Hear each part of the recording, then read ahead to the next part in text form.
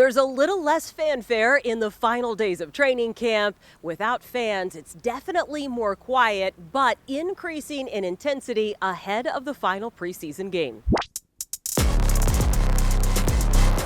Hello 12s, I'm Jen Mueller with your Seahawks Daily, and there has been a noticeable difference in the way reps get divided this week.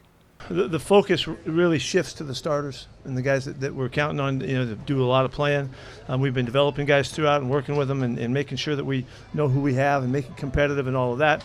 And the starters have been getting reps, but the focus goes directly to the guys who are going to do all the playing.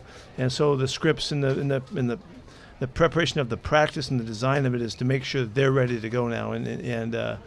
So that's a clear shift for us. Drew Lock returned to practice, looking to make up for lost time last week after testing positive for COVID. I still need to see him play and need to see him fit in with our guys and all that. He's done really well till now. That opportunity was going to be a big one, even though I knew that the preparation for it wasn't great. Just wasn't adequate for the prep that a guy wants for his first chance to start a game. But we'll see how he goes this week, and he'll planning on playing a lot this week. This week is also a chance for players to make a final push for a roster spot or a more defined role on the team, which is what cornerback Michael Jackson is in line to do. I think Mike's had one of the most outstanding camps of anybody. I think he's had one of the best camps of anybody. He has been solidly consistent. He's been challenging the whole time. He's had 4 or 5, maybe 6 different chances to make a hit in the game, and he's hit every one of them. Been physical every time. He's played fast. He's played aggressive. He's played confident. And so he's had a fantastic camp. He just kind of got a chance when the other guys were out, and he took full advantage of it. Coming up, hitting, covering his butt off. So he's gonna surprise a lot of people. So I think he's gonna be good.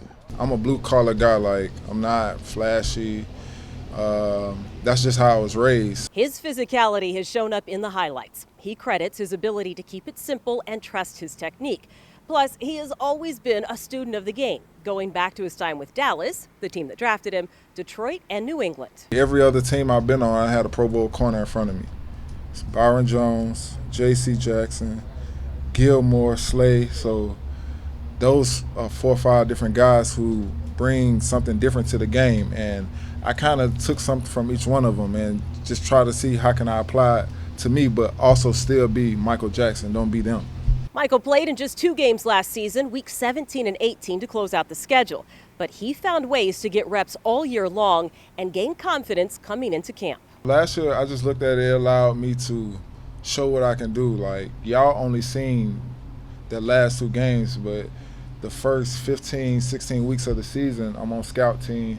I'm taking the reps serious. Like, that was my game. That's how I treated it. And I feel like it showed when I got to the game. I was comfortable. I was in my element. Artie Burns did return to that DB group, getting a little practice time in, and wide receiver D. Eskridge is starting to get some work. Both good signs heading into Friday's game in Dallas.